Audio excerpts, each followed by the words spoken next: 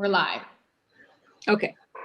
So committee, we have a few minutes here before Secretary Quinn joins us. So does anybody want to make a motion to accept any of these bills, to report out these bills? Allison, Senator Clarkson? I would move that we vote out H 338, an act relating to reapportionment proposal deadlines. I would vote that we move it out favorably. Without amendment, right? Without an amendment. Okay. All right. So Ms. Clerk, would you like to call the roll? I would. Senator Clarkson. Yes. Senator Collmore. Yes. Senator Polina. Yes. Myself, Senator Rom, yes. Senator White. Yes. And that passes without amendment on a vote of 5-0-0. And who would like to report this bill?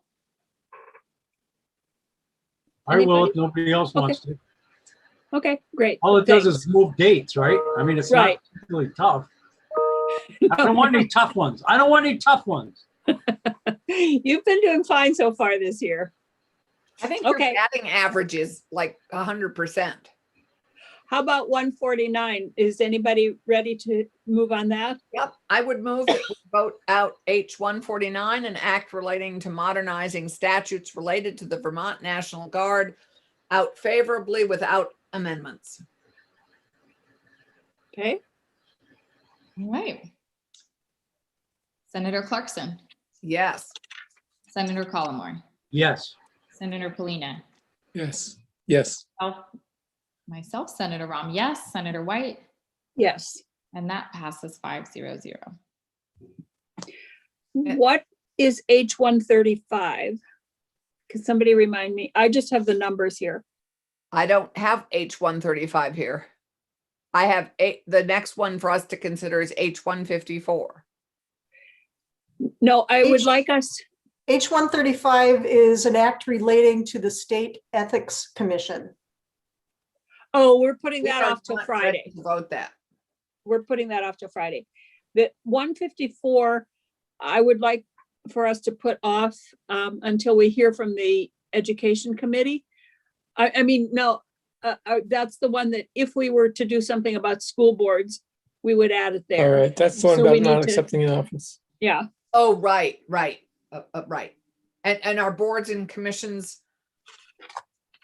that we're also waiting on the Education Committee to see if we should add in any of the language on the school board changes.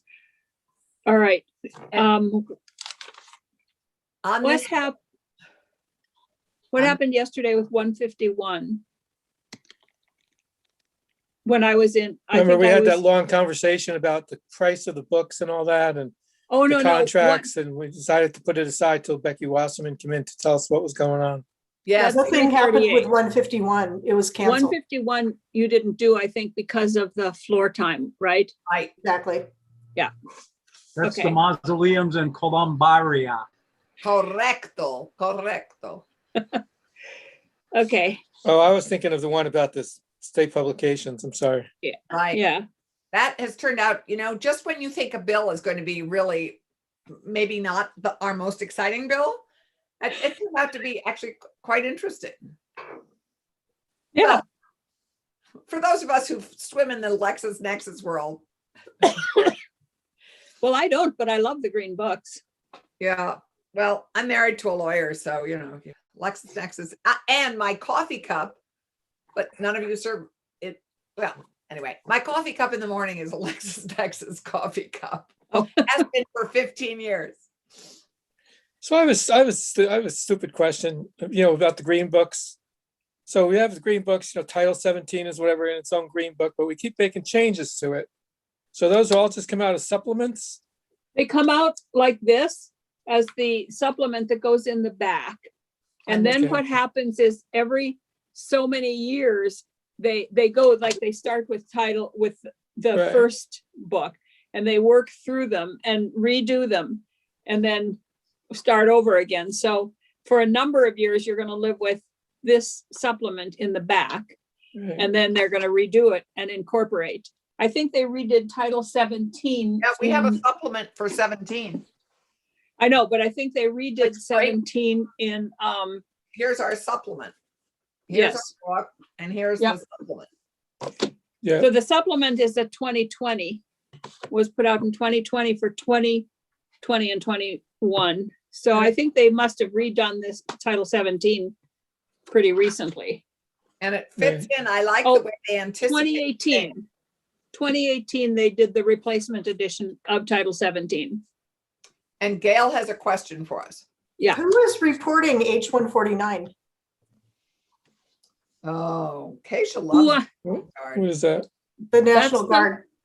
That's the one with 427 sections, I don't. but most of them are technical changes. And whenever I report a bill like that, instead of going through them at the beginning, I say sections 1, 2, 17, 24, 70, blah, blah, blah, blah, blah, blah, are all technical changes and never mention them again. Right. I'm happy. I'm happy. to do Okay. All right, great. Thank you, Gail. Sure, and we have That was Amber, right? Secretary Quinn in the waiting room. Oh, That okay, was so Damien. let's, So Keisha Huh? has long experience with the Guard from House General. Oh, okay. That's her. Keisha, did you ask whose last counsel was that? yeah, was it Amarin? It was Damien, I think, who did that. Damien. Okay, Yeah. great. Damien does. Okay, so Secretary Quinn, thank you for joining us. I do have to say that your backdrop there is a little deceiving today, I believe. Is this a fact that it's April Fool's Day? I guess so. I'm an optimist, right? I'm hoping for the best for tomorrow. Okay, all right. Well, and tomorrow, if it was up to David Sheets, they'd be up like that tomorrow. I'm sure they would. So we are looking at your nomination here, and again are going to ask you a few questions. And so I'm just going to welcome you and ask you kind of a basic question about what is it about this job that makes you want to continue it for another couple of years? Sure. We're starting now. We might as well. Okay. And it's good to see you, John. We haven't seen you for a long time. It's nice to see all of you. Senator Rem, I'm John Quinn. I'm the CIO and Secretary of Digital Services. I think we have met before, but it's been a while. So why do I want to continue in this job? I think that for me, I've been in public sector for about 20 years now. And this job has given me the opportunity to build a team that has really been able to make a difference, not only in the enterprise, the entire holistic, look at state government and how we operate as an organization, but through the pandemic and the work that we've been able to do and the things that we've been able to accomplish that have had a direct impact on Vermonters, whether it's while it may not always seem it, the quickness that we were able to get the PUA program stood up in labor. I think we had it stood up inside of 3 weeks. We're one of the fastest in the country to be able to do that, even with our older systems in place. To be able to, set up a registration system that has been able to handle thousands and thousands of people all at once. We've come a long way from the old Vermont Health Connect build and the way we do things and the technologies that we use. I think, when I look at the future and the leadership team that we have in place right now, there's a lot of opportunity to help Vermont grow, make sure that we're putting technology systems in place that will not only offer additional service and improve service to Vermonters, but save or cost avoid in the future as well. And I have a number of examples where we've been able to do that over the past couple of years. But when I look out over the next, we'll just say 2 years, I think we're right on that brink of being able to do some really great things and really reshape the way our workforce operates. and the services that we offer to Vermonters. Senator Calmer? Thank you, Madam Chair. Hello, John. Good to see you. Good to see you. At one time, and I'm sure it's still true, although I haven't purchased one lately, whenever we bought our own personal computer, by the time we paid for it and figured out which model to order, it was pretty much obsolete, or at least well on its way to, because the technology was spinning at such a pace. So I assume that that is still true to some degree, you know, where memory is better and all the stuff that I don't understand that makes it faster and all that sort of stuff. Is that true in your job? And how do you handle that? I mean, how do you plan ahead for something that is going to change so quickly? So I can address that in a couple of ways. From the hardware perspective, you're absolutely right. Things are changing at such a fast pace that, you know, the day you buy a computer, it doesn't feel like long before it's outdated. Our strategy has been to move things to the cloud, and we call that software as a solution, where things like our email system are now supported by Microsoft. They're responsible for all that hardware piece. We're buying a service, you know, it's a commodity to us. There's a yearly operating cost, but it always keeps us on the latest and greatest versions of the things that we need. We want to be out of the hardware business. We want to be out of the data center business.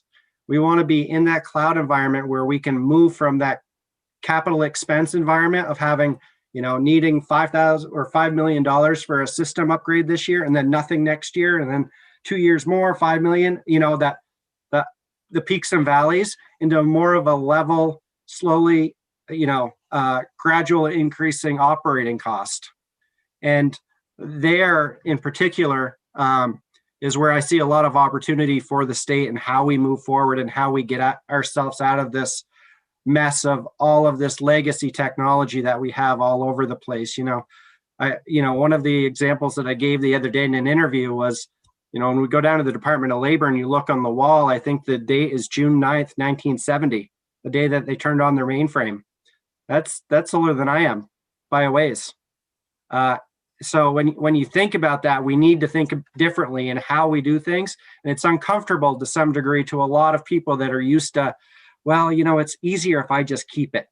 We're really trying to move out of that model.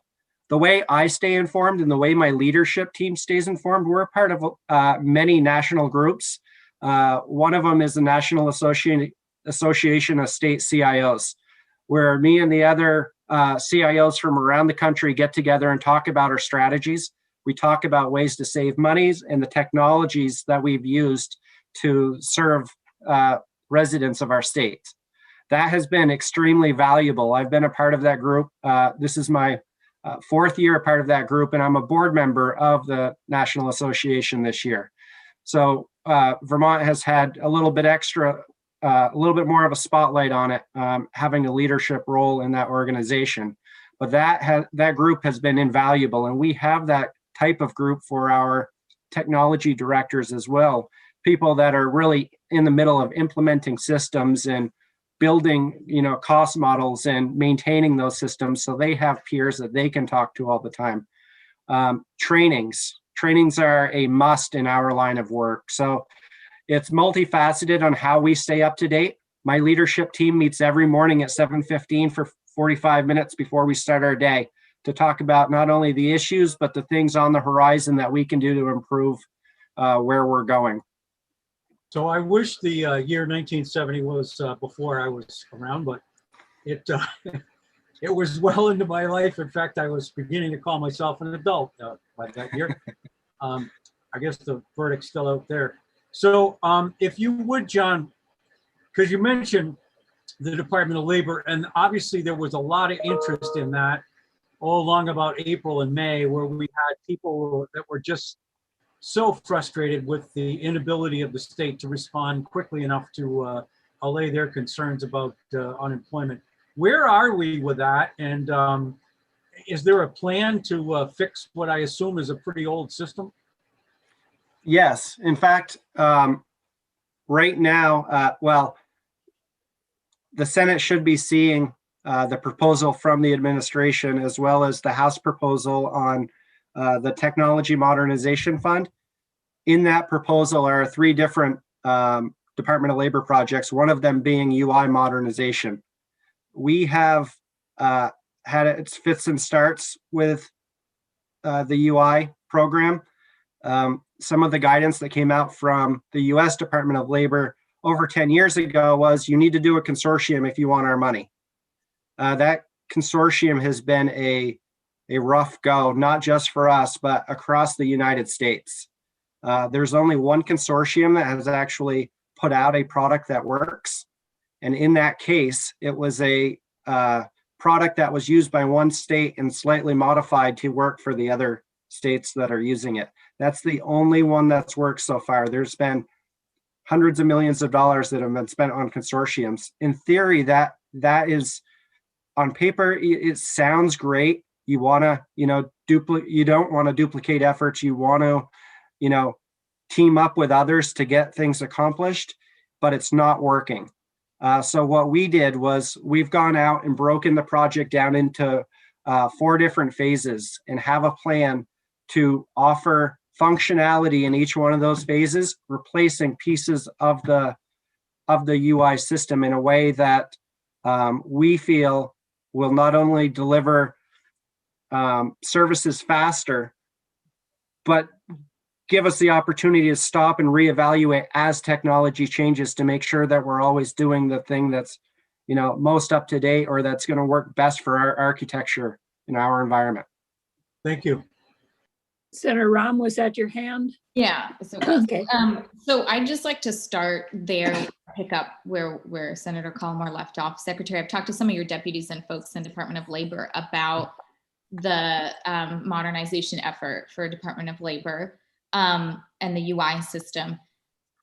The current document I have is they're calling it a roadmap. It's just a couple pages and doesn't really lay out the scope of requirements. And so when I asked if there was a scope of requirements available, they talked about an appropriation being needed. What do you see as the correct appropriation for something like that?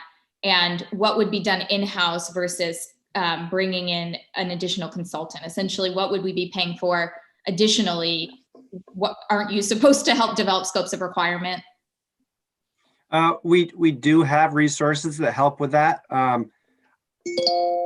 lot of our resources are deployed still in pandemic response, not only to the Department of Labor, but in the Department of Health and Human Services and Public Safety. And so we rely on vendors quite often in these areas.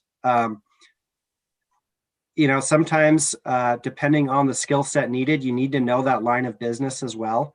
And I think that's where a challenge comes in with the Department of Labor is they being Department of Labor, US Department of Labor, all the departments of labor are so bureaucratic heavy, and there's so much process and red tape. You really need to understand that business very well in order to really pull out the requirements out of the business folks there. Their business folks are still in the middle of this pandemic, trying to make adjustments and work through system issues and process issues to get payments out as fast as they can to Vermonters. So, okay, go ahead. Sorry. Yeah. So our first appropriation ask was $4.5 million. And can you share more about your philosophy about how much it would cost to create a scope of requirements the legislature can look at before asking for up to $4.5 million for the entire phase of a project? Which amount is for what? Sure. So I don't have those amounts in front of me. I'm not on that project team.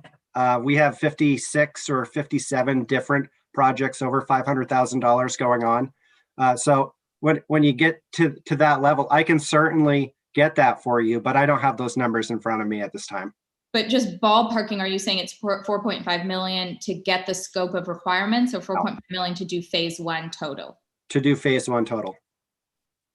Okay, but I'm trying to better understand your philosophy about what the public and the legislature deserves to know about the scope of requirements before we give you $4.5 million for phase 1 of a project. Sure. So again, so we've laid out the functionality that will be needed in the new system in phase one, what it replaces, and how, what technologies we'll use in order to replace that functionality that's currently being done on legacy systems. Is that So document publicly available? It should be. If it's not, we can certainly make it public. It should exist on a website, probably your digital services. And, then I would love to have a link to that. Sure. I have lots more questions, but I can wait and let someone else ask. Okay, so perhaps you could send that link to Gail and she can get it to us. Thank you. Senator Polina? Maybe I'll ask a question which might lead us back to Senator Rahm as well, but sort of a two-part question. No matter what committee we're on these days, whatever we're trying to do, whether it's taxes, agriculture, education, no matter what it is, we get to a point where somebody says, well, this is gonna be hard to do because the computer system needs to be upgraded. It seems like it comes up in every conversation about almost every issue we have. So I'm wondering, number one, how you develop priorities. I mean, are we really that far behind in terms of everything? I know you talk about these legacy programs, and I agree, but I mean, how bad off are we really? But I also wonder, we've often talked in this committee and others about which committee of the legislature should be overseeing digital services. It seems like it's kind of an orphan in a way. So I'm wondering whether your counterparts in other states maybe could inform you as to who they are overseen by in terms of legislators. Does that make sense? Sure. I ask a lot of those questions of my counterparts, and it varies from state to state. What I would say about, are we really that far behind? We started with an inventory in 2017 of about 1,400 different applications that we were able to identify. Before that, we had no idea how many applications we had. What do you mean by that, John? Microsoft Word, UI, the DMV licensing system, each application that does a function for state government. Okay. We're down in between 1,100 and 1,200 applications now. So we've slowly been, or I think quickly been, reducing the number of all applications that we have to try to better manage those by looking at what we have in other places, trying to reuse where we can, being able to share common platforms, whether it be a Microsoft platform or a Salesforce platform, and working it into those platforms so we can focus more on training our staff to one particular thing rather than a bunch of different things where we'll never be more than an inch deep and relying more heavily on vendors. So where would you find the home? Where would you think your home would be in the legislature? Well, it's in energy and technology in the House. On the Senate side, it is an internal government function for the most part. Right now, under the given structure, I think it's probably in the appropriate place, being House or Senate GovOps. But with that said, I'm not, I don't have a good idea, of how you would reshape that. I know you're limited on members and limited on time and the number of people that can serve on these committees. So it's a tough place, but right now I think probably under the current structure, Senate GovOps is the place for us to be. Thanks. Yeah, we've never quite gotten there. We've always wondered about that. We're confirming you, but we've never really gotten there in terms of the our rules books are so old that they didn't even consider technology when they wrote the rules and who got what. And we've been going between finance, institutions, and GovOps. So maybe it's time we make it a decision. That's our responsibility, not yours. Thank you. Senator Clarkson, did you have a? Yeah, we certainly, those of us who serve on Senate Economic Development are certainly clear on the challenges the mainframe has presented for all of us. But I'd like to ask you sort of bigger question. And just to give us a picture of your universe in digital services, along with your confirmation, we elevated the department to an agency. So those happened simultaneously. And you were hired as the first secretary. How many, just give us a sense of how many employees you have, how many are embedded in different departments. I just would love to have a sense of that. That's question one. And then I'll ask you question two after that. That's just a kind of. Sure. So, describe your universe. So we're authorized for 388 positions, I believe. We currently have about a 10% to 12% vacancy rating over the past year. So we're running in between 340 to 350 employees at any one time. We have, on a normal year, we have about 280 of those people deployed into the agencies that they're serving. And that's pretty much every major agency and department? Yep. Wow. You know, when we built the agency, it was a try to do no harm to the agencies that had IT staff, but at the same time, try to improve and prop up the agencies and departments that didn't have particular skill sets. So over time, we've shifted some resources from some agencies to others and tried to really focus on skill sets that were needed based on the applications in those different areas, and use our skill sets across multiple agencies to not only save money and not have to hire vendors if agency Y needed something and agency X had the person to be able to do it. We've been able to share resources that way, which is, I think, saved, you know, quite a bit of money over time. I think we've documented just over $17 million in cost avoidance and savings since 2017 from doing things like that. That's great.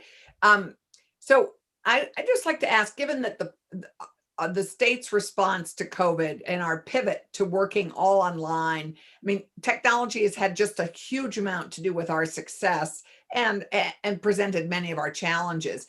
I'd just love to know what are your lessons learned, because you were so on the front line of our response, in a way, in our successful response to the pandemic. What were your lessons learned from this in terms of your agency? Over the past year, I think there's been a lot of interesting lessons learned. And I think we've taught a lot of other agencies some lessons as well, not only with the services that we offer, but where we really have strength and where it's made a difference, you know, and a deep difference to the way we've responded, whether it be with our data and our analytics and being able to provide up-to-date dashboards at any point to leadership, to the medical leadership, to state administration, all of it together. We've been able to provide them a good picture of what's going on by the day, sometimes even less than that. Everything from inventory of vaccines to registration to data on, you know, how many people, you know, are registered in each county and each, you know, all the different stuff. That's one area that I don't think that we were relied on before the pandemic. And I think it's really been a good lesson for all of state government to learn about, you know, the types of things that we can do when we use our data correctly. For us as an agency, I think we were an agency that has always been able to work remotely, but has had a management structure in place for, you know, 15 years of middle management that really, you know, felt their staff needed to be there every day in order to be effective. And I think that, you know, we've learned over the past year that we can be very effective. We can probably do more help desk tickets and answer more service requests per day by being home, where we're not running from meeting to meeting down hallways. We're focused, we're in our seats, we're there longer. We're at the fingertips of everyone as they've learned to use the technologies out there. And I think that's probably the third lesson, is the technologies that we've used to help us collaborate in different ways. I think we were slow to change even as an agency of digital services with some of the tools that we use to collaborate. And the way we use those tools now have made us more effective and more efficient to get our jobs done and to help our customers. Thanks. Senator Ram? Secretary, I wanted to ask you about user experience. So, I guess a starting question would be, what's your favorite government website worldwide, and what would you be doing in the near future to improve user experience for our state websites? Sure.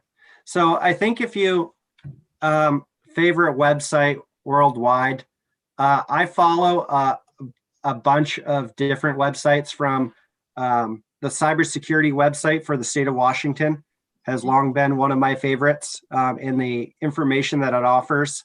It helps me as an executive to look at, the types of things that they're doing and the types of dashboards that they're presenting.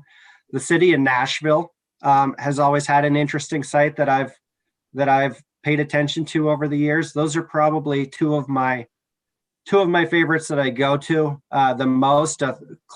Behind that is probably Minnesota. Minnesota offers another good one. We, as one of our strategic goals that we set up in 2017, something that we could measure against was our state of Vermont website, vermont.gov. And if you remember the old website, it was just full of links. And it was outdated and needed improvement. We brought a group of state officials together, state workers. We involved outside entities to put together and to really drive a new website that would be more citizen focused. And I believe we won a award for our Vermont.gov. I think it was the AVA Digital Award of the Year. We've won several awards for our website over the past 4 years, looking at everything from website redesign to Let's Scrap food waste website.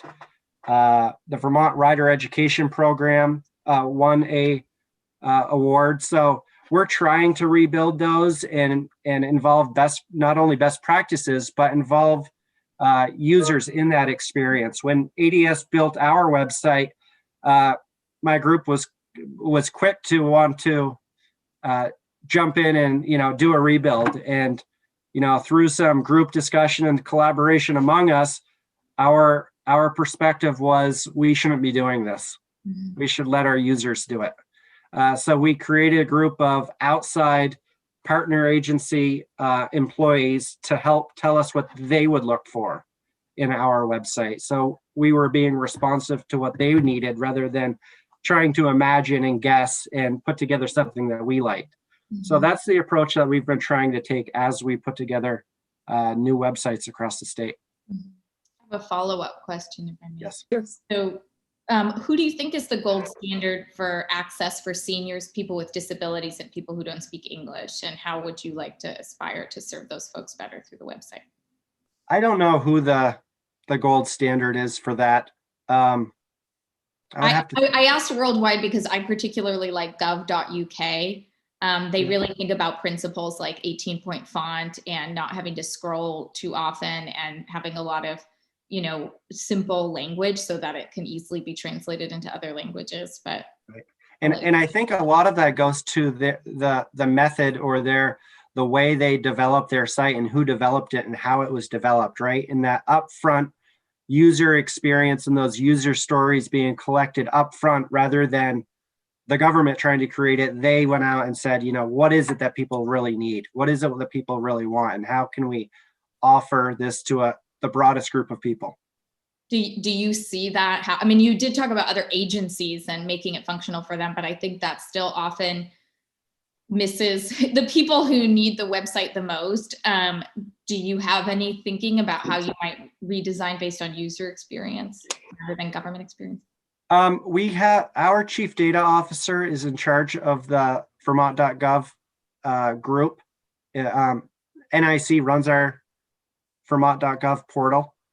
And she oversees that contract as well as sits on the web portal board, where that's the group that, really should be taking up the decisions on, or, talking about those types of things. And I think they do, but I haven't had a chance to go to those meetings in, well, honestly, about a year now, where I've been a part of that group. So I can follow up with her if you'd like and try to get additional information for you. So can I just clear in my own mind here, Sure. that the users of your website are the agencies and the departments, but the users of the agency and department websites are the public. So there's a different audience there for them, because, am I right about that or not? Kind of, right? So I led you to believe that it was just the other agencies that were interested in our website, and it is the public to some degree as well, right? We offer not only some guidance on cybersecurity, but we publish our strategic plan and annual plan and project updates or project stuff out there. So there is a mixture, but yes, we try to make it focused for an outside perspective outside of the Agency of Digital Services. I think that's probably the best way to say it. The other agencies, I think you were right on. It's the front-facing residents of Vermont. Yeah, Senator Rom? I've heard of other states having a kind of advisory board of digital experts that have transparent meetings, so that kind of these big picture issues can be discussed with the public able to hear. That as we try to modernize potentially state government, for example, who's at the table, what's the thinking around it, what's the process going to look like? Do you, I'm a new senator. Do you have an advisory board? Do you have public meetings about the modernization process just writ large? We've discussed that, and there are some states that do that. New Hampshire is one of them that has an outside board. It's not so much on the modernization as it is an approval process over their projects. Every state is a little bit different in the way they do it, or the states that do that. In Vermont, I think it was 2 years ago, and Senator White might remember better than me, but the legislature created a joint IT oversight committee made up of legislators from both the Senate and the House to oversee issues and to make sure that a governing body was overseeing the overall strategy of the agency and what we were doing in that space, to make sure that, they had a chance to ask questions not only about modernization, but about cybersecurity and user experience and, really anything that they'd like. But a public body outside of that, no, we don't have one at this time. I think the committee knows a little bit that my philosophy is that we have too little time and too little expertise to be the right body necessarily to do that work. Yeah. I have just a couple more general questions, if I may. Sure. Yeah. So you started in the beginning to say that you feel like you could talk about some projects that went well. I would love to hear about maybe one example of a project you felt went particularly well and a project you didn't think went well, and what you think went well about the good one and what didn't go well about the not so good one that you've learned from. Sure. So,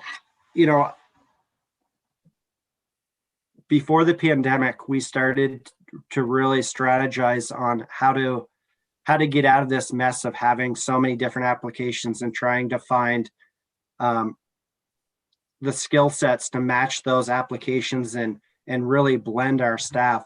One of the areas that we focused on was a platform called Salesforce, which is a CRM, a customer relationship management platform. And as we moved into the pandemic, we had only 5 or 6 applications that had been built on that, but we had a large amount of success with the applications that had gone. Average time to build an application was a couple weeks, which is much different than traditional state government of a couple years, right? one of the first things that we built was that pandemic unemployment assistance application. We had a bunch of, I'll acknowledge that there was a bunch of user experience type issues. But what it did was not only give us the ability to build something in a month or less, which we wouldn't have been able to get those checks out, and I don't think 4 months if we hadn't been using a platform like that. But it gave us the ability, once people were starting to have issues, once we, dove into the data on the back end, we were able to look and say, okay, 2,000 of these issues or 300 of these issues, whatever the number was, were password related issues, or, we see this or we see that, and we were able to use that data to better inform how to help the citizens. I think that program overall was a success from the very beginning, and I know the Department of Labor has had its challenges in modernizing, but the rapid development of that system and the way we were able to get checks out, I think was a success. Of the PUA system. Of the PUA system. Yeah. Yeah. It had the least. Yeah. Yeah. I think to name a project that I think has probably, not been so successful is our statewide e-finance system.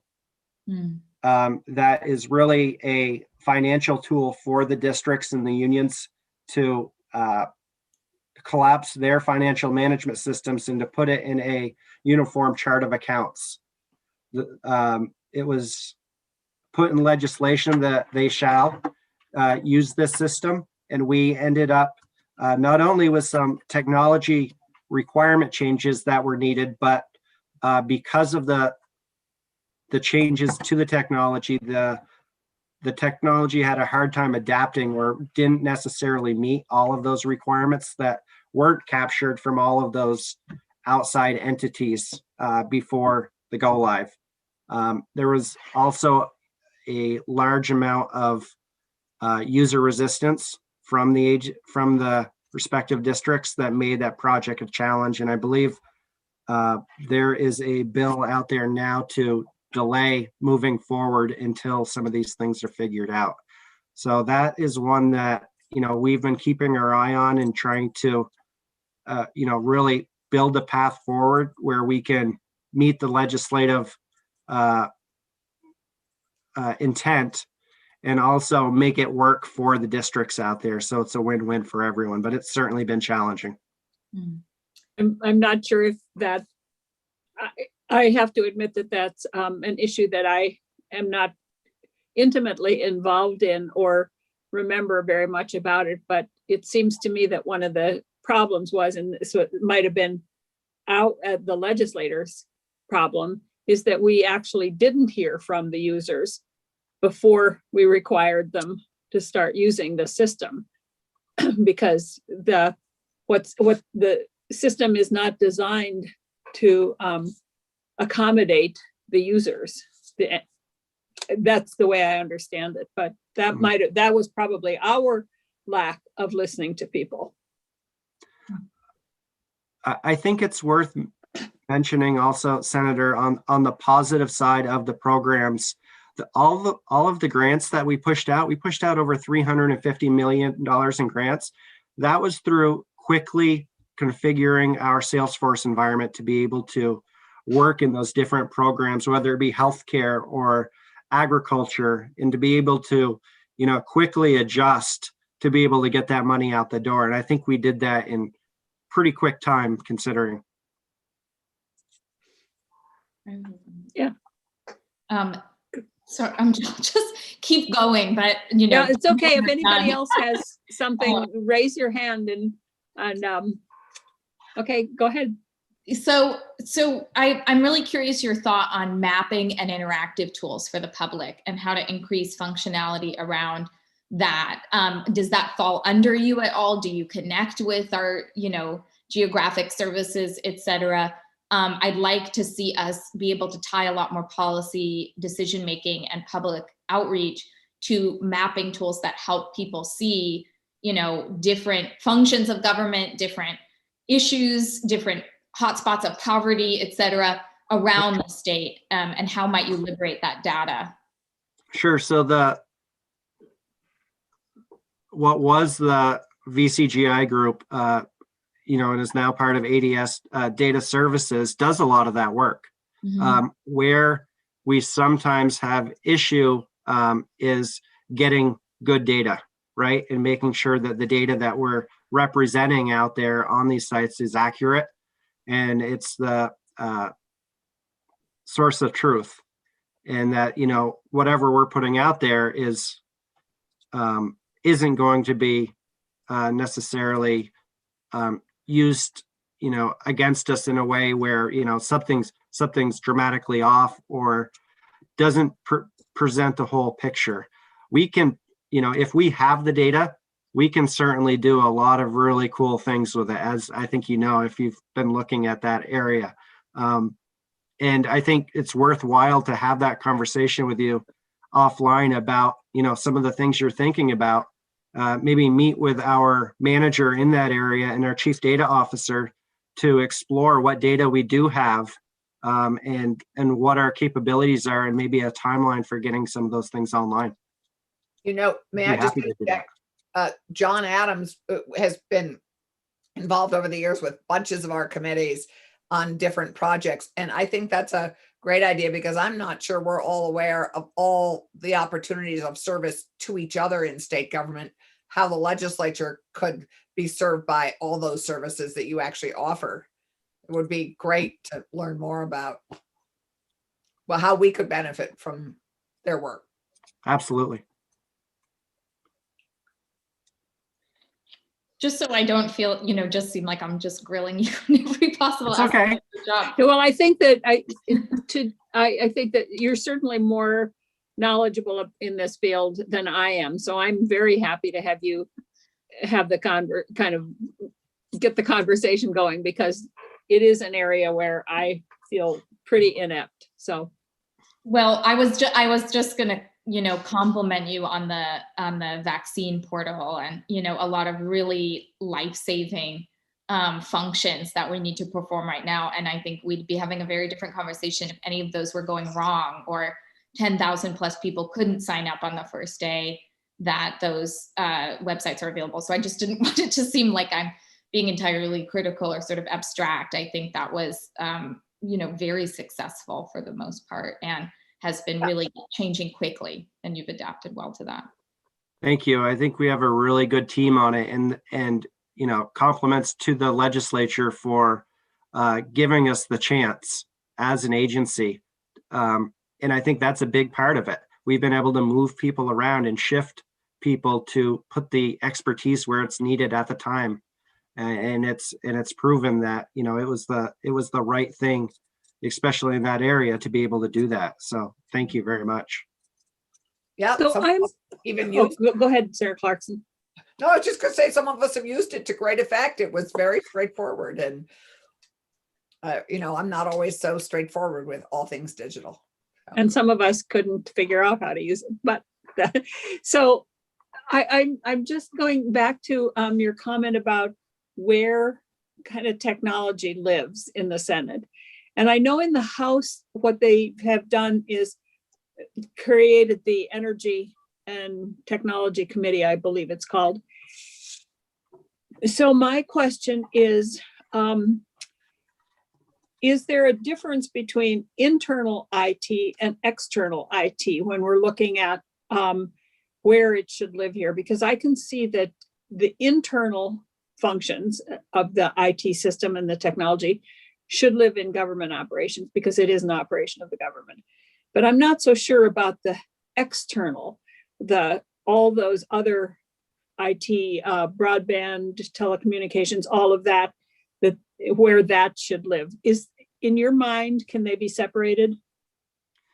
Yeah, and I think what you mean, just to kind of restate it so I have it clear in my mind. ADS internal, public service, broadband external, right? Yeah. Not necessarily one application that we run being external like the Vermont Health Connect or the PUA system, because those are kind of external, right? So Right. from my perspective, while we're an internal agency, we definitely offer external applications to the public through the partners that we serve in state government. Broadband is a tricky one for a couple of reasons around regulation, around the expertise in that area, around telecom, cable companies, all of the stuff that's, maybe regulated. And then you have broadband that's not, but sits on the backbone of those regulated areas. So, we've talked about this a bunch. We, the administration and, the legislature in past years, and it's really hard to put those together in under the same agency. From a legislative committee standpoint, it does make some sense because there are some overlapping technologies that take place that both use, and it may be, beneficial to have the same people hearing about the same types of technologies. It may make it easier for a subgroup of people to try to understand all technology rather than two different groups try to understand two different pieces. Broadband is much more of a public policy focused front end, as where we are really the management support end of state government. So I could go either way. As you could probably hear as I'm talking, I don't have a strong opinion on them living together or not. I mean, I could make a case either way, I guess. Yeah, I think it's a conversation that we have to have. Yeah. Senator Clarkson? Yeah, John, I'm just curious, when you talk about for state government, sadly, I wish you had been involved with the court, with the judiciary and the disastrous e-filing system that has been rolled out by them, that they are pressing on the rest of the state to adopt. And it's been such a challenge in Windsor and Windham counties.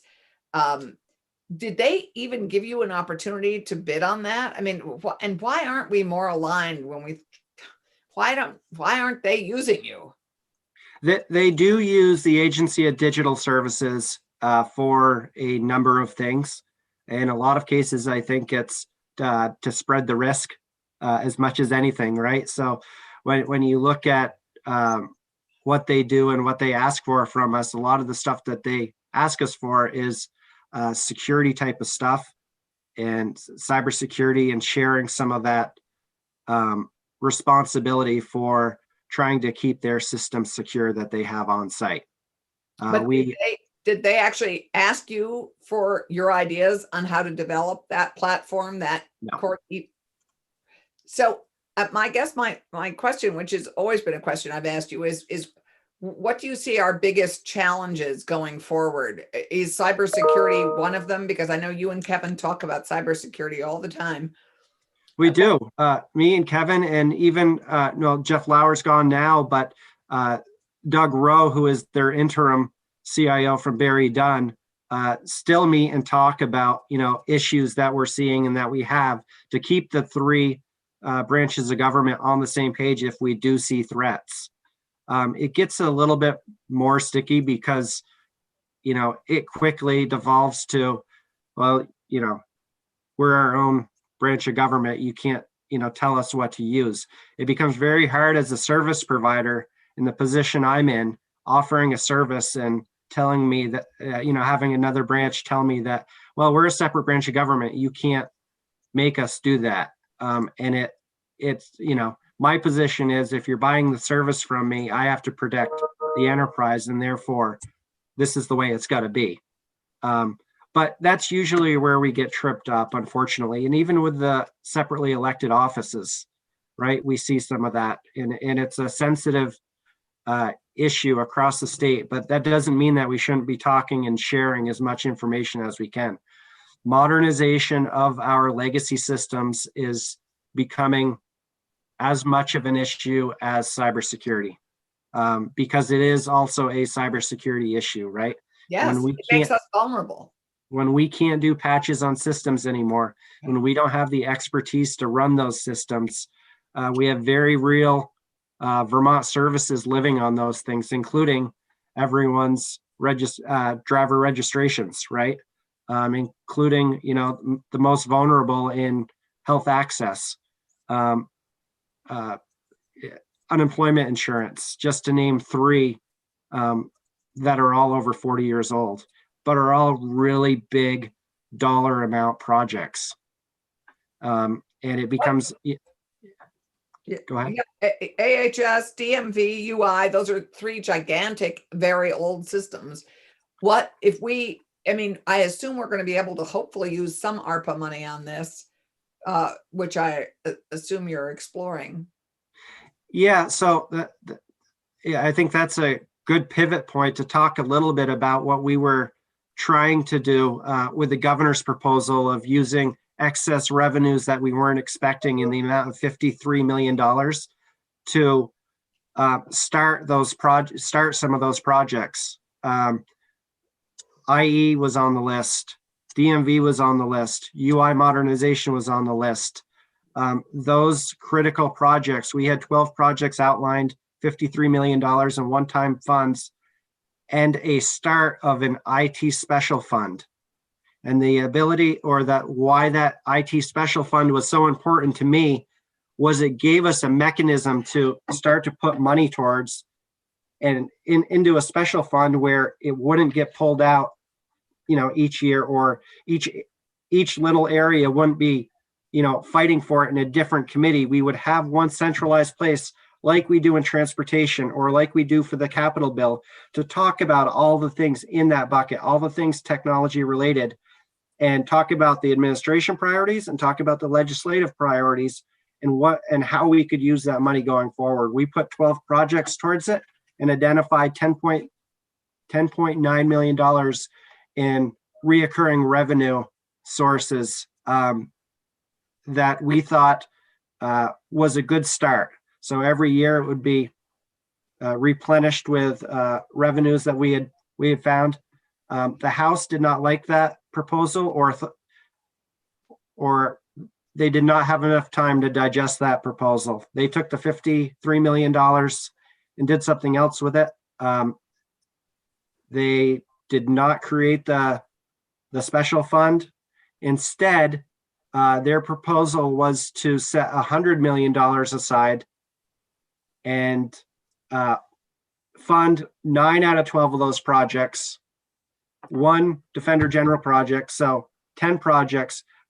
But the interesting part was they took all of the Department of Labor projects out and didn't fund any of those at this time. They were looking for additional information that the JITALK committee will take up this summer. That worries me for a couple of reasons.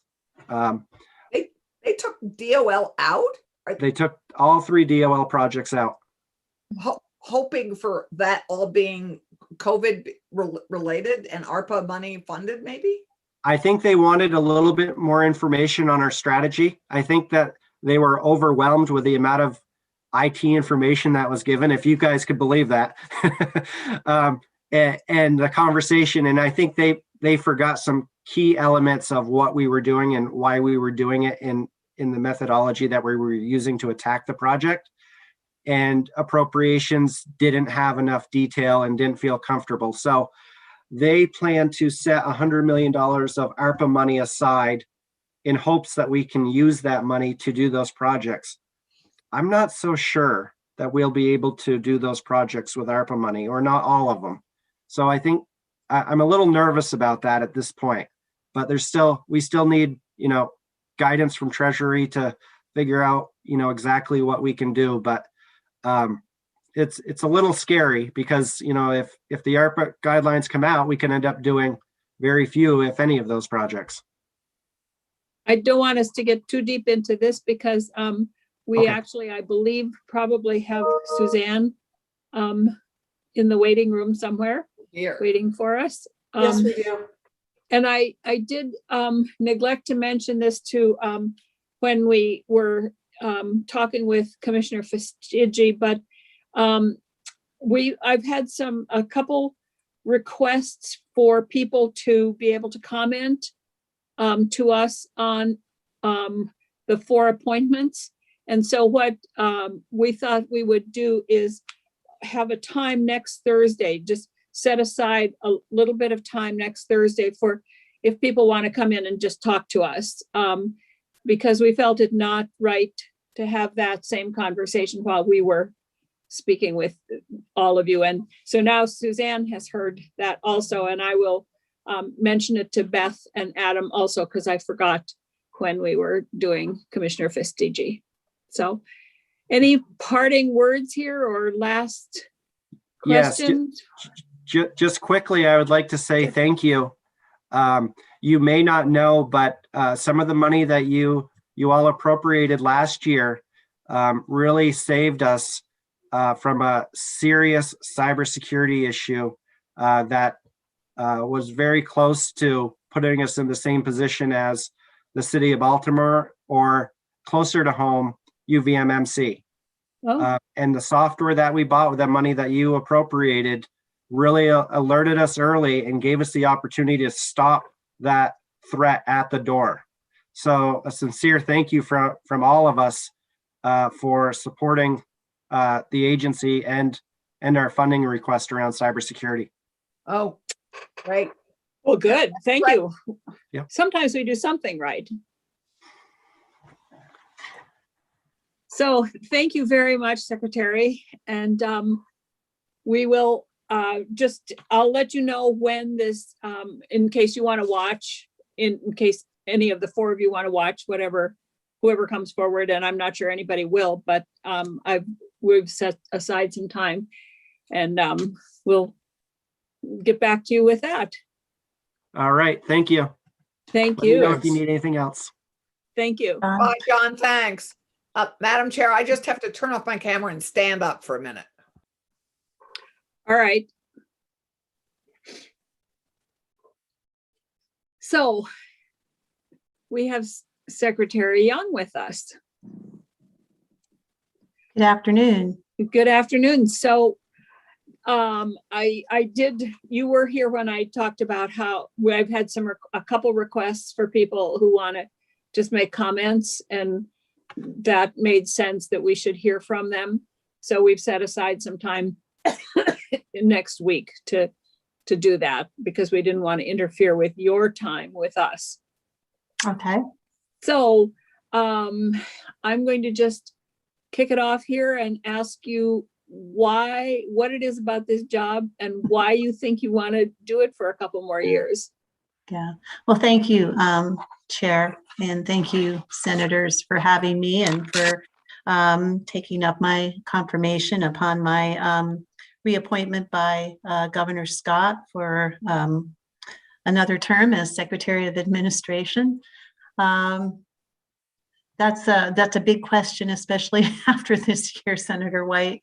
But when I first considered taking this appointment, I felt like it was a very good logical progression for me and for my public service and for the Vermonters that we serve, having served at that time about 36 years in state government in many very different roles, and had a pretty good, I felt, overview of government operations, government challenges, budgeting, money.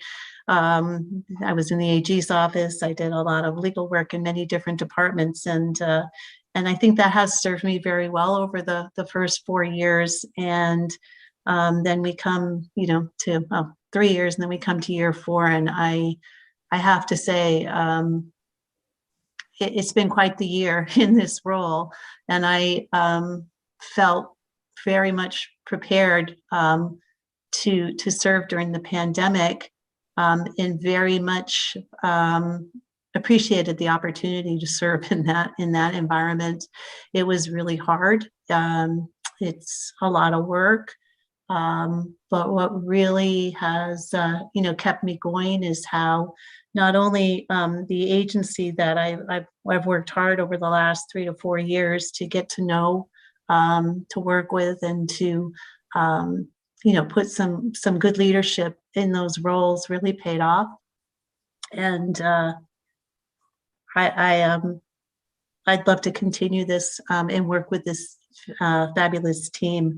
And if I could just digress there a little bit, I think what I've learned this year really is what a talented workforce we have across the board, frontline workers, all the way up to the leadership in the departments.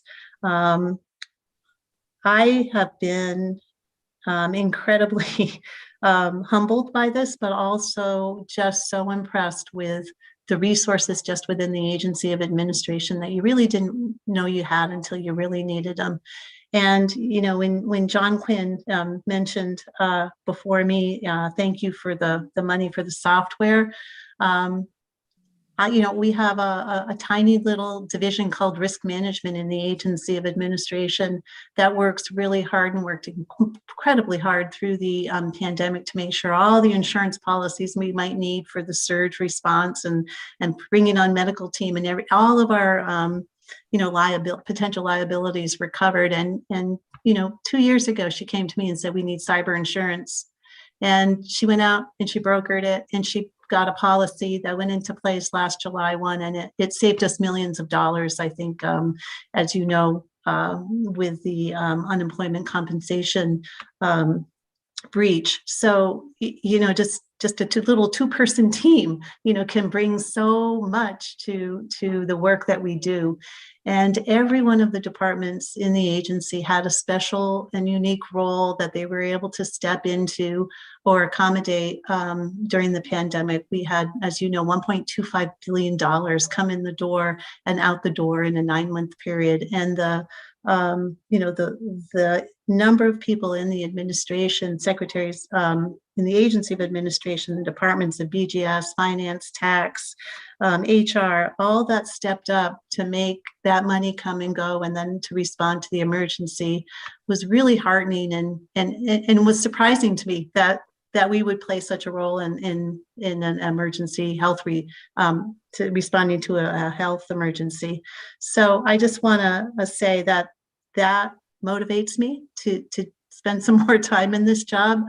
That motivates me to work through this session, and then we have one more big tranche of money to get out the door, and possibly a third. And I've learned a lot from doing the coronavirus relief fund rollout, and I feel like we've got to get through these next two large pieces of financing from the feds and put it to good use, working with all of you. Senator Collmore. Thank you, Madam Chair. And hi, Suzanne. It's good to see you. Hello, Senator. I don't mean this to be a loaded question in any sense. And it's just something as you were talking, I thought of. So if I were to ask you, what is the one thing that you really look forward to doing or, in your job each day? That's sort of on one side. And then we obviously have to ask the other question too. What's the one thing that when you get up in the morning, you go, oh, I wish I didn't have to do that, or it sort of is a negative part of the job? Is that a fair question? I think that's fair, absolutely. If I may start with answering what I don't look forward to, very clearly for me, I don't look forward to working in this remote environment much longer. I really do feel like it's I think hindered all of us. And in our interactions, our personal interactions, how we've worked together, and specifically, with the legislature in the past. I think we've all, I won't speak for all of you, but I know I've really come to value being in the State House, being in that vibrant, democracy venue with the media, with the lobbyists, with the public protests, the peaceful protests. That all has taken on a whole new meaning for me, trying to navigate in the last 2 years in this remote environment with the legislature, and that ties over to everything that we do. we've all adapted, we've all done a great job, but it's not the same. And so I really look forward, I don't look forward to my days of constant Zoom and or Teams meetings like all of you face. And that really is a part of this job that I hope goes away very soon. And I think it will. What I look forward to every day, again, it's every day is a new day, Senator.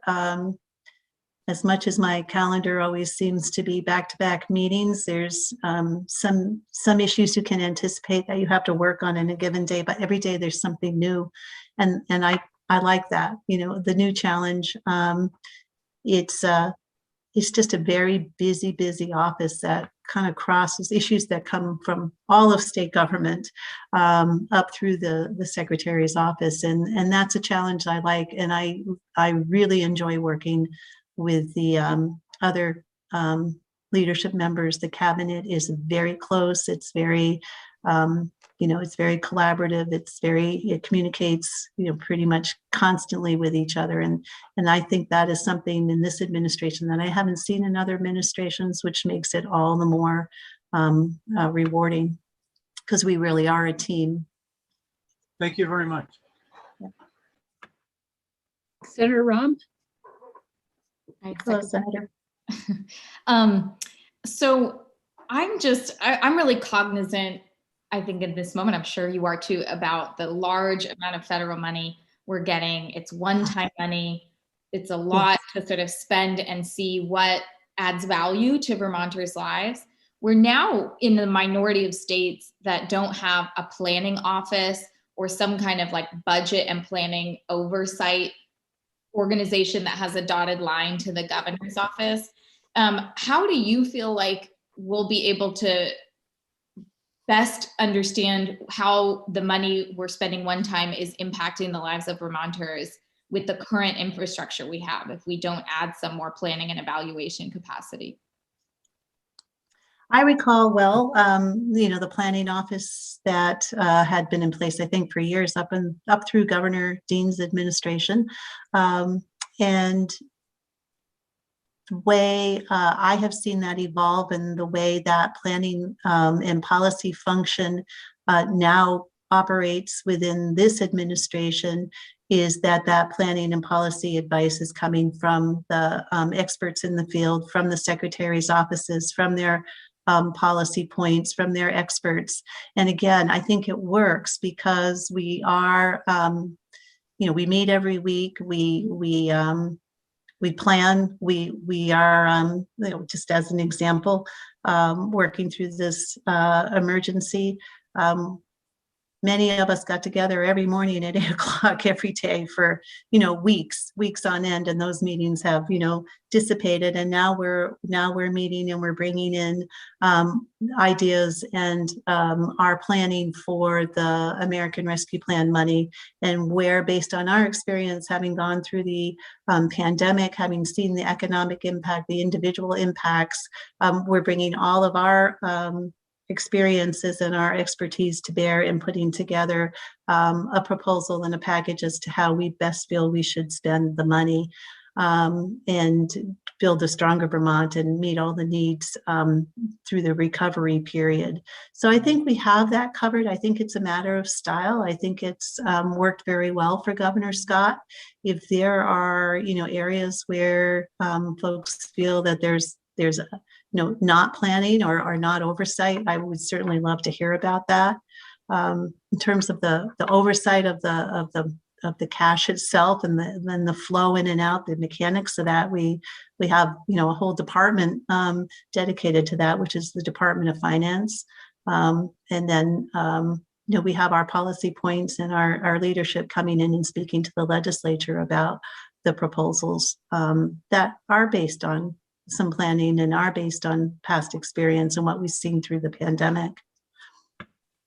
I mean, so just to follow up, I think from my recollection, and I was not in state government at the time last year, there were a lot of advocacy groups begging to have information on health outcomes and COVID infection by race.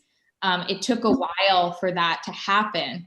And once we did have that information, that's when we discovered that Black Vermonters were up to 4 to 10 times as likely to be infected with COVID-19. And the Department of Health and others jumped into a very specific response, recognizing that that's a huge disparity. Right. I think it's made a lot of people wonder, what about a lot of other issues, where people can't always advocate and beg for there to be some disaggregation of information. So I just wonder, from that one experience, if you're thinking differently about how you evaluate information and respond in real time. Well, I think, thank you, Senator White. I hearken back often to the conversations we had about the director for racial equity position when that was first, an idea that was being floated. And, I think that position, to your point, Senator Rahm, really, brought us around to, we're not keeping the data we should be keeping. Susanna was an incredible advocate for that at the beginning of the pandemic, all the way through to the vaccination policy. So that is the type of expertise that we now have on staff that is making us aware of issues, helping us plan around those, and recognize that there are things we haven't thought about before. And I think in Vermont, we're really blessed to have a very strong advocacy community outside of state government. And we do listen to the advocates. And I think many of the proposals brought forward through the process we use for the CRF, CRF funding over the winter last year after you had adjourned, originated with advocacy groups for those who don't have their own voice. So, we're always willing to listen and learn. And if I think folks are always willing to let us know when we may have missed something. But Susanna was definitely an asset through this, and we've all learned a lot from her. Senator Polina. Hi. Hi, how are you, Senator? Well, I'm okay. I'm a little tired of sitting on Zoom meetings myself, but it's just occupational hazard these days. Yeah, true. In your position, you really oversee much, if not all, of state government. Eventually, it comes down to you as the head of the Secretary of Administration. And we face a lot of challenges, obviously, in Vermont, and we're not the only place that does. There's a lot of challenges around this country, but whether it's pensions, colleges, K through 12 education, whatever it might be. I'm just wondering if you had to, is there any part of state government or any one of these challenges where you just wish you could take it away and start over and rebuild some system? What would you like to just do away with and start over from scratch, and you could build a better system than what we have? Well, that's a tough one. I'll start by saying that one of the governor's first executive orders was to it was called the pivot, process improvement, looking at structure of every aspect of your agency and department, applying the lean principles. And we had the chief performance officer who helped us do that. We have a whole team now of individuals who are engaged in looking at our processes and leading them and making sure, we're added value to Vermonters, and that we're doing things as efficiently as we can. So I think if I looked at it, on a department or agency-wide basis, I'm not sure I could tell you, but I can tell you that individually we have found areas where we have rebuilt. We've looked at the process and we've said, this is crazy. This is a process that has been, added to over the years, and we need to kind of take it apart and see what works and doesn't work. And they're not really exciting on a macro level, but they're pretty exciting when you see state employees step up and say, boy, if I have to do this, one more time, this unnecessary photocopy or this unnecessary step in this process.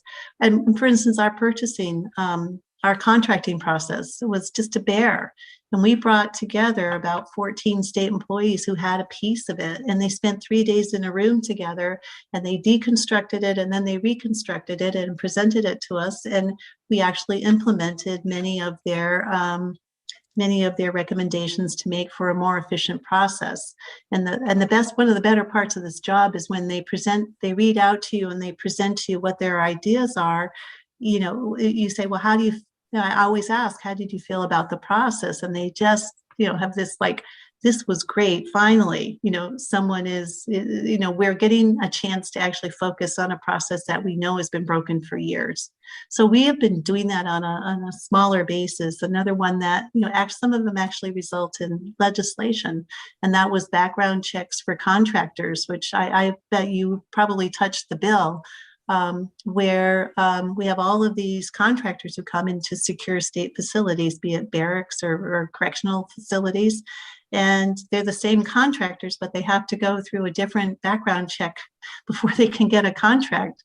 And so we did consolidate that. It took us 3 years, and it required, working with Homeland Security, the National Center for Crime Information, and the legislature to get all of the permissions in place to do one background check per contractor, which would get them into every state building. And so those are the kinds of things where I feel, we're doing that kind of deconstruction work on a kind of a program by program basis, and bringing a lot of added value to, in that case, the contractors who only have to go through the process once, and the contract process, which is much more efficient. So that Isn't it amazing how small things can take such a long time to create Yeah. change? It's just incredible. Yeah, and the frontline, employees, they're the ones, they're just delighted. They love it that, we're making their days more efficient, and they're not looking at something they know is so inefficient. They don't want to do it, over and over again. It's the thing that makes them not want to go to work in the morning, right? Right. So it's been pretty, that's been an exciting part, and that's sort of something that we've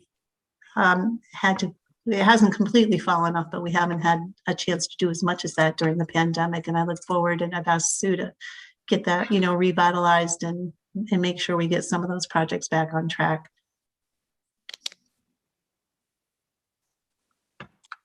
Senator Clarkson? You're muted. My dear, you're muted. I'm trying to be so good, and then I forget. So I just love to tag, because Anthony, it's a good, I'd like to tag on your question, because I was going to ask, what are you proudest of, Suzanne, that you've implemented in terms of change in the administration? Because it's ripe with opportunities, I'm sure. And you've touched on a couple of them, and I just would, if there were any others that you wanted to share, I'd love, and I don't mean this to be a political question, but I would love your input, because one of the areas you do oversee is the interface with the legislature. And I'm just curious if there are ways, now that you've been in this position for 4 years and you're in your 5th or 6th, no, 5th, this is the beginning of 5, right? Is what might we do to improve our relationship? Right. I think I'm the most proud to be a part of a bigger thing, which is, as I've alluded to a couple of times, which is a very functional cabinet that works together. I think I'm most proud of the fact that I've seen a lot of silos in my career, and I see a lot of silos that have been broken down, and we have so much interagency collaboration and work that's ongoing. And I am very, very proud of that, because it makes for a better work product and better service to Vermont. And what I'm also proud of is, to your question about working with the legislature, I learned early on, one person can't know everything. And there's a lot of complexity to the work that we do. And if we're at our best, I think, when we're presenting to legislative committees as a whole. And we've done that over the years on some key issues, and had 3 or 4 people in the room actually who were experts talking together with committees about issues. And I think that's when we've been, I think, most successful in conveying to you why we believe a policy is the right way to go, and all of the complexity around it. And if they're interagency policies that we're talking, with you as a group.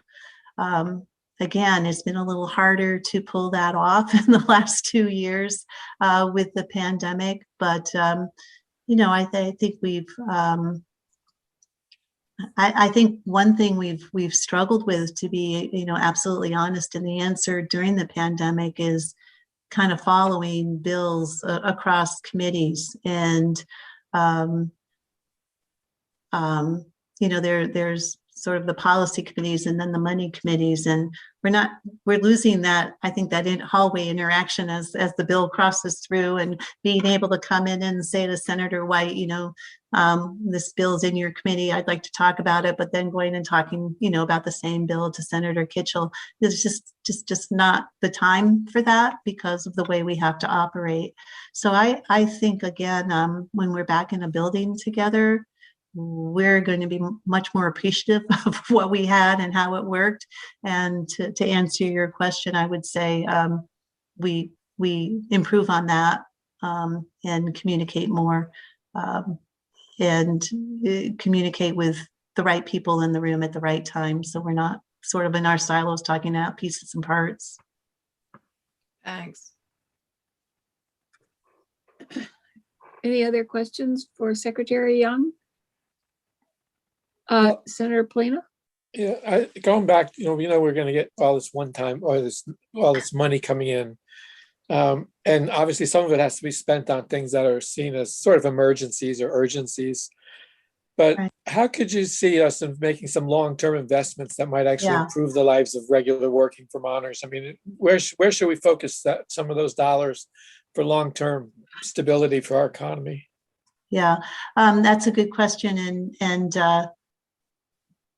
yeah, this money is very different from the coronavirus relief money, which was emergency money, really. I mean, that's why Congress gave us only 9 months to spend it and get it out the door and shore up our health response and our economic, our economic response, or our response to those businesses that we needed to support and the people we needed to support through the pandemic. And now we do have this wonderful opportunity to spend the money that is coming in from the American Rescue Plan in a really mindful way. We have almost 4 years to expend it.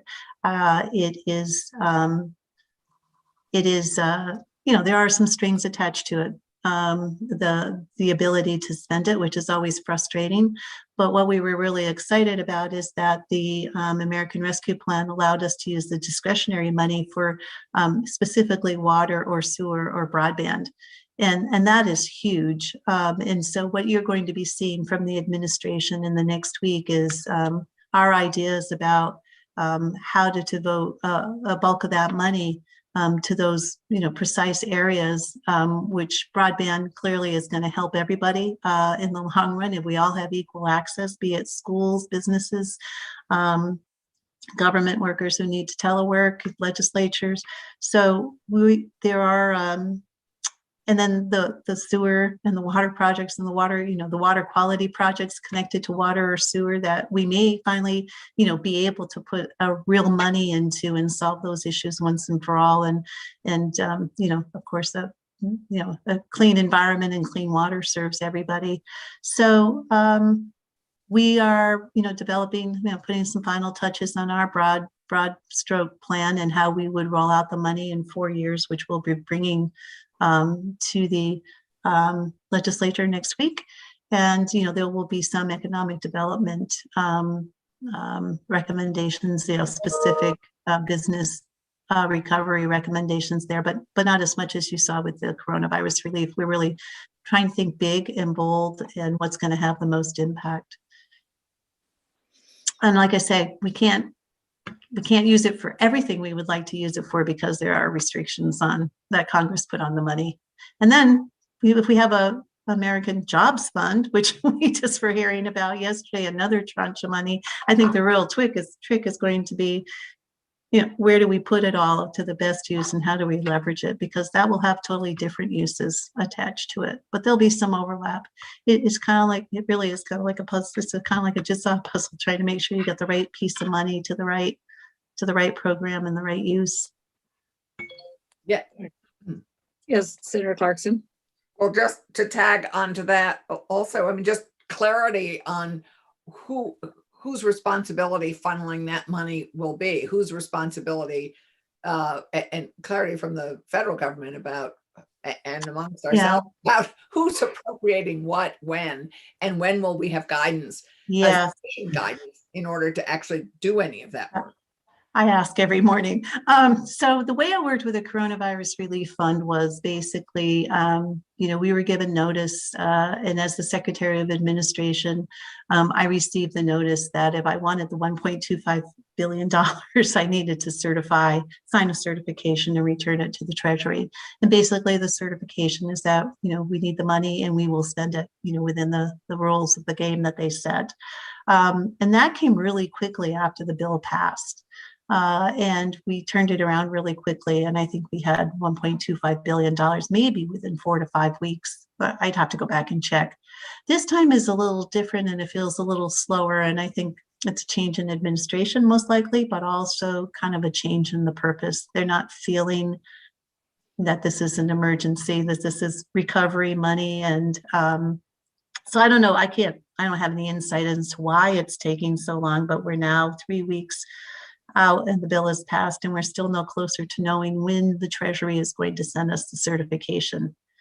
So I think I don't have it right in front of me, and I did ask yesterday, I think they have 60 days under the American Rescue Plan to send us the certification. We'll have some time to turn it around and then they'll send us some money. Within 30 days of receiving that money, Congress gave the state the money for the municipalities.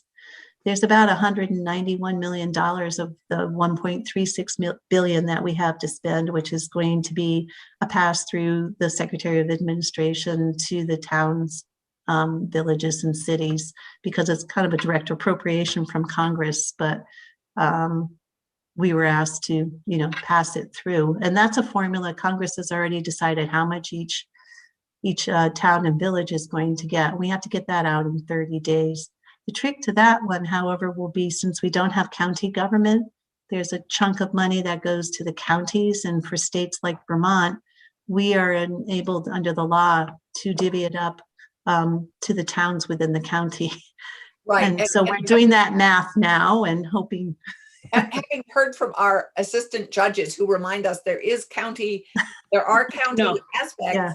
I would encourage us also to be cognizant of the county functions. We do have our sheriffs and our departments and our courthouses, all of which desperately need HVAC systems, and many of them need some of that. So I would hope we would incorporate the tiny bit of county government we actually have. I think that's probably a discussion we're going to have with the appropriations committees, because I don't think the Congress gave us that authority to divvy anything out to the counties if we fell into one of those states. I remember with the ARA money, it's kind of funny. I was actually there for the ARA money, and that all went to counties.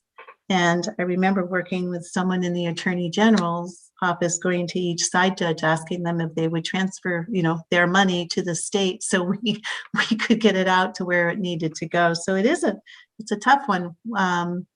Congress assumes everybody's got working, really vibrant counties who are doing the work of general government, and they're doing little pieces and parts. But I think we got the money out to the courthouses and to the judiciary and to the sheriffs through the coronavirus relief money, and I'm sure we'll work it out with this money. I think that one of the things that happened, I don't remember if it was under the ARA money or if it was Hurricane Irene, Tropical Storm Irene, that we got special dispensation to have our regional planning commissions be our county conduit.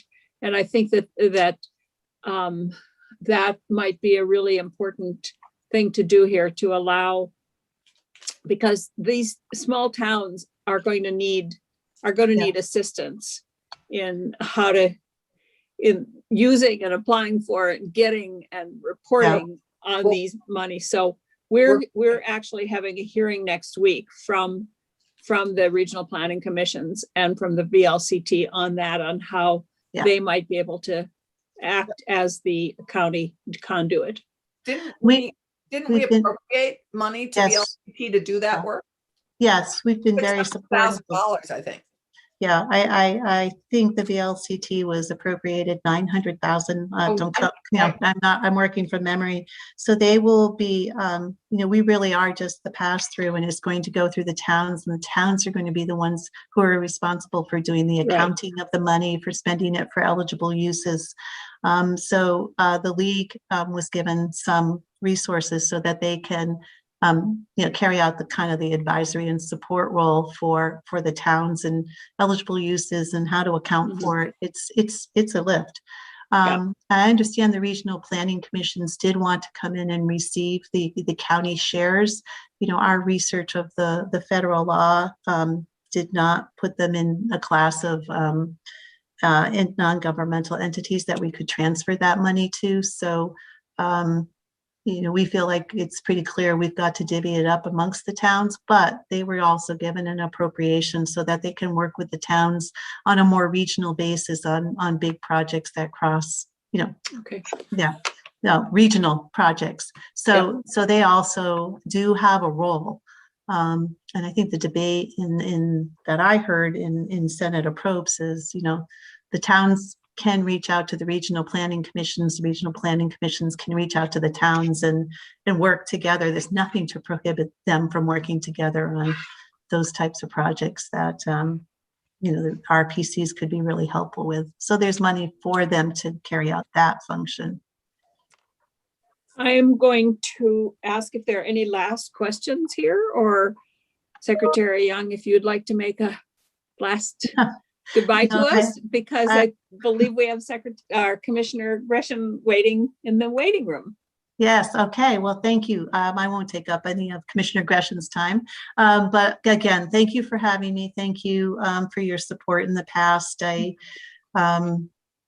I still am humbled and amazed that I'm serving in this position, and really feel fortunate that I was able to serve through this pandemic, as we all, I think, feel a lot of pride and we respect for what we've all gone through in such a respectful, cooperative, and collaborative way. So thank you again, and I will hope to see you soon in real person. So Thank thanks. you. Thanks. Bye-bye. Bye. I'm going to stretch. Yeah, we need a Okay. stretch. Commissioner Gresham, I'm going to ask if we can take like a 3-minute little break here to stand up and let our legs stop falling asleep, Okay, if that's okay with you. I'll start the clock now. Okay.